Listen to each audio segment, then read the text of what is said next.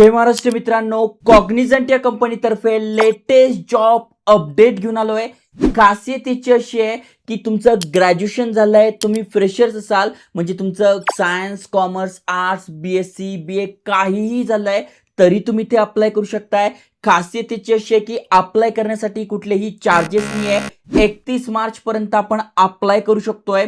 फक्त selection process आणि apply हे तुम्हाला समजून घेणं गरजेचं आहे आणि तेच तुम्हाला पुढे जाऊन स्क्रीनवर जाऊन समजून सांगतोय. त्यामुळे तुम्ही तुमच्या फॅमिलीमध्ये कोणी एलिजिबल असेल, जॉबच्या शोधात असेल, टॉपचा जॉब पाहिजे असेल, कारण की ते I T non I T दोघांसाठी भरती होते. त्यामुळे नक्की अप्लाय करा, मित्रांसोबत शेअर करा आणि अशाच एज्युकेशनल इन्फॉर्मेशन व्हिडिओसाठी चॅनल सबस्क्राईब करून ठेवा. चला तर बघूया डिटेलमध्ये.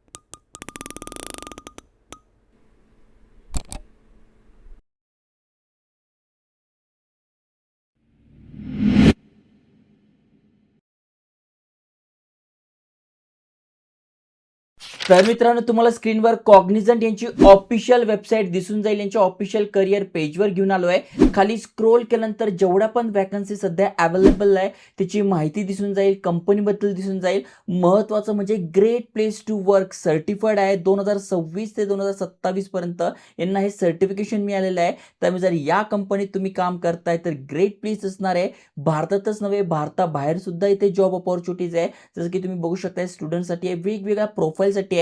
आता सध्या जी भरती निघाली आहे तुम्ही ते बघू शकताय, कॉग्निझंट फ्रेशर्स हायरिंग असणार आहे. महत्वाचं म्हणजे तुम्ही ते बघू शकताय, कस्टमर टेक्निकल सपोर्ट यासाठी पण नाही, म्हणजे ज्यांचं प्लेन ग्रॅज्युएशन झालंय, जसं बी ए झालंय, बी कॉम झालंय, त्यांच्यासाठी पण नाही. आणि ज्यांचं आय टी रिलेटेड जायचं आहे त्यांच्यासाठी पण असणार आहे. इथे सॅलरी मेन्शन नाही आहे, सीटीसी मेन्शन नाही आहे.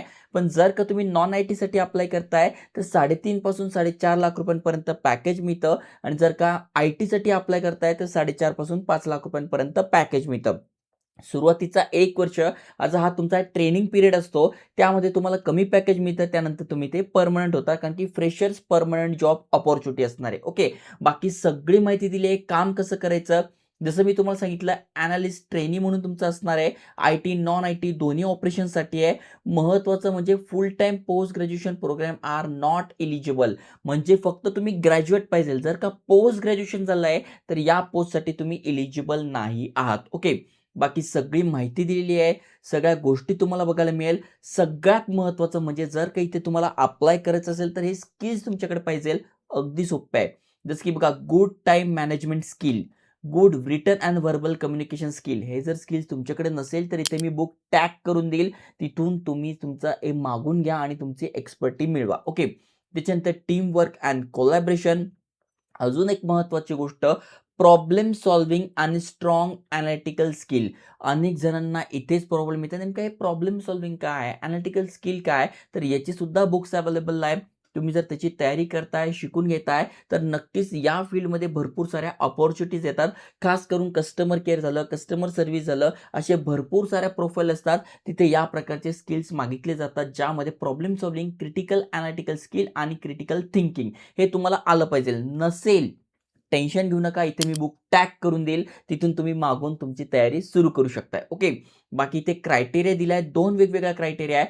पहिली जी पोस्ट आहे ज्यामध्ये तुम्ही ते बघू शकताय, BCA आणि BSc computer science, information technology आणि mathematics, physics, chemistry, statistics, electronics हे जर झालं असेल तर करू शकताय. आणि दुसरी जी पोस्ट आहे ज्यामध्ये तुमचं BCA, BSc, BA, BBA, BCom या रिलेटेड तुमचं झालेलं आहे, म्हणजे थोडक्यात ग्रॅज्युएशन झालेलं आहे तुमचं, तर तुम्ही या नॉन आय टीसाठी सुद्धा अप्लाय करू शकताय. ओके, आता सगळ्यात आधी आपण जी आय टीची पोस्ट आहे त्याबद्दल बघून घेऊ. यामध्ये तुम्ही 2024-25 पास आउट पाहिजे आणि 60% किंवा त्यापेक्षा जास्त पडलेले पाहिजे. 59.9% सुद्धा चालणार नाही, कंप्लीट 60 किंवा त्यापेक्षा जास्त पाहिजे. कुठलाही तुमचा बॅकलॉग वगैरे नकोय. ओके, ही सगळी माहिती तुम्हाला इथे वाचायला मिळेल. या प्रकारे असणार आहे. जॉब डिस्क्रिप्शन काय असतं तर थोडक्यात आय टी रिलेटेड, म्हणजे कुठलेही सॉफ्टवेअर असेल त्या रिलेटेड कस्टमरला काही प्रॉब्लेम येत आहे तर त्यांचे प्रॉब्लेम सॉल्व्ह करायचे, अशा प्रकारचं तुमचं इथे काम असणार आहे. त्यामुळे क्रिटिकल थिंकिंग, कम्युनिकेशन स्किल तुमच्याकडे मागितलेलं आहे. बाकी सगळ्या गोष्टी तुम्हाला इथे बघायला मिळेल.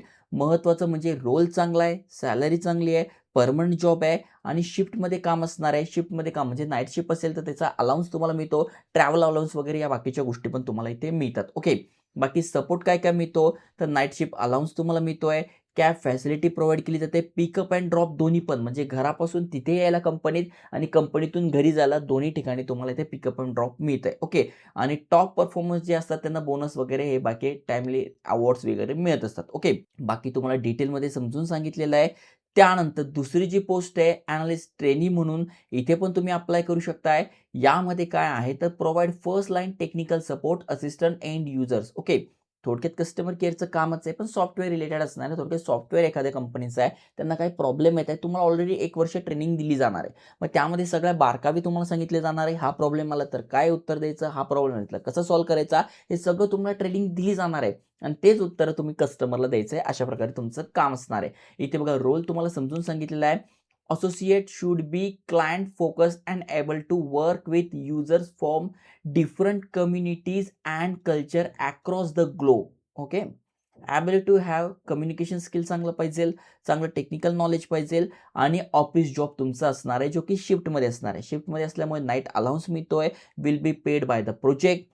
Cognisant provide cab facility, pickup and drop, safety आणि कम्फर्ट तुम्हाला मिळणार आहे आणि टाइमली रिवॉर्ड सुद्धा मिळणार आहे, रिकग्नायझेशन मिळणार आहे आणि टॉप परफॉर्मला हे सगळं मिळतं. ओके.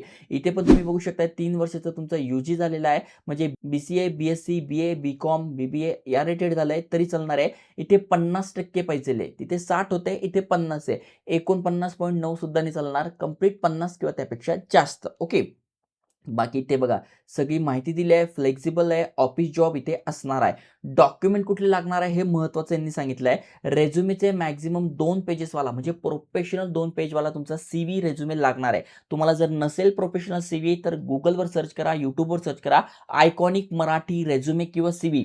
पहिला व्हिडिओ येईल त्याच्या खाली मी तुम्हाला सॅम्पल दिले, ते डाउनलोड करून प्रोफेशनल CV बनवून घ्या किंवा मी टेलिग्राम चॅनलवर टाकून ठेवेल. ओके.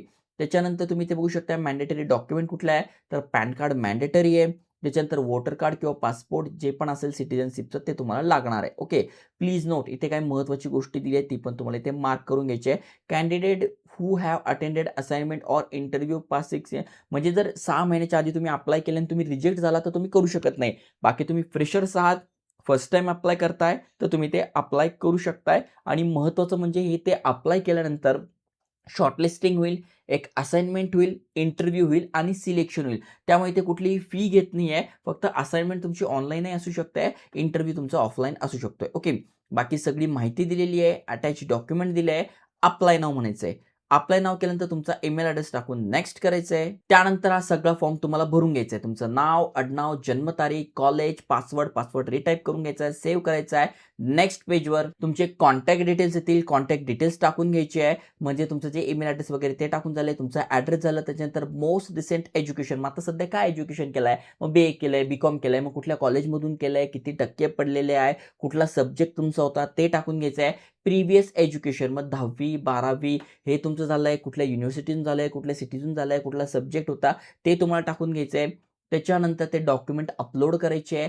त्यानंतर वर्क एक्सपिरियन्स आणि इंटर्नशिप. बघा आपल्या चॅनलवर तुम्ही आला असाल तर भरपूर साऱ्या इंटर्नशिप अपॉर्च्युनिटीज येत असतो. जसं की बघा ही इंटर्नशिप आहे, गव्हर्नमेंटची इंटर्नशिप आहे. त्यानंतर बघा 10,000 इंटर्नशिप अपॉर्च्युनिटीज आहे. या माहिती का देतोय? कारण की इंटर्नशिप केली तर समोरच्या कंपनीला कळतं की हा नवीन नाही आहे, याच्याकडे काहीतरी अनुभव आहे, काहीतरी शिकलेला आहे.